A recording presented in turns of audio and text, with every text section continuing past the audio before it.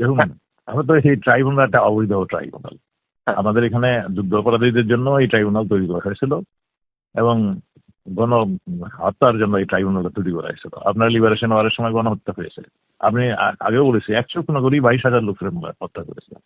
কাজেই এই ট্রাইব্যুনাল তৈরি হয়েছিল এই গণহত্যা এবং লিবারেশন ওয়ারে যারা নাকি দেশের জন্য বিরোধিতা করেছিল, আগুন ধরিয়েছিল, মাইলকে মাইল বাড়ি ঘর পুড়িয়ে দিয়েছিল তাদের জন্য। সেই সেই কোর্টে মুক্তিযুদ্ধদের ট্রেনে মানে হবে বিচার হবে, এইটি তো অবিশ্বাস্য। সেইটি আমি মনে করি এই অবৈধ ট্রাইব্যুনাল এবং অবৈধ যারা বিচার করছেন তারাও একটা দলের সমর্থক, একটা দলের মানুষ। আমরা যা জেনেছি, যা আমরা জানি এই পর্যন্ত। কাজেই তারা কি রায় দিবে আমরা আগে থেকেই জানি।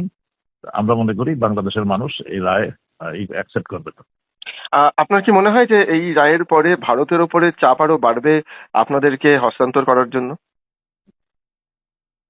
এগুলি তো ধরেন, ভারত একটা বড় দেশ, পার্শ্ববর্তী দেশ।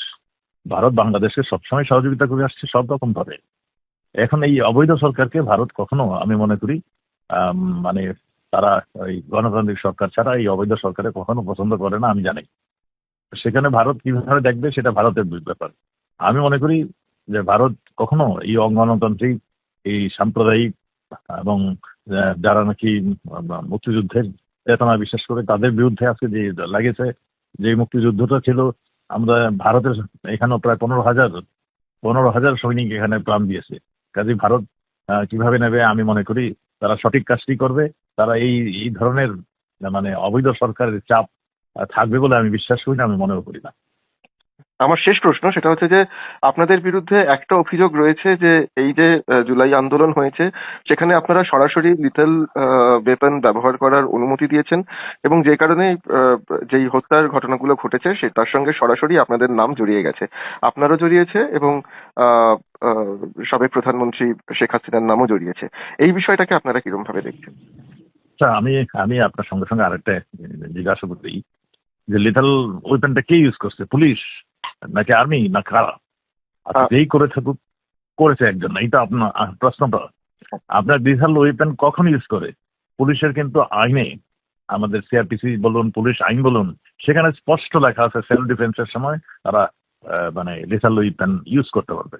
যখন নাকি এই যে ধরেন, আমি যাত্রাবাড়ির একটা উদাহরণ দিই, যাত্রাবাড়ি থানা যখন তারা অগ্নিসংযোগ করছিল, মানে গোলাগুলি করছিল, যখন নাকি পুলিশ একজনকে ঝুলিয়ে ফুটপাথ, ওই যে ফুটওভার ব্রিজে মাথা নিচের দিকে পা উপর দিকে দিয়ে ঝুলিয়ে দিয়েছিল, সেই সময় যখন আসছিল তখন লিথাল ওয়েপন পুলিশ ইউজ করেছে। এটা পুলিশের আইনে আছে, সবকিছু সবখানে আছে, সব দেশে এটা আইনে সেটা অ্যালাউ করে।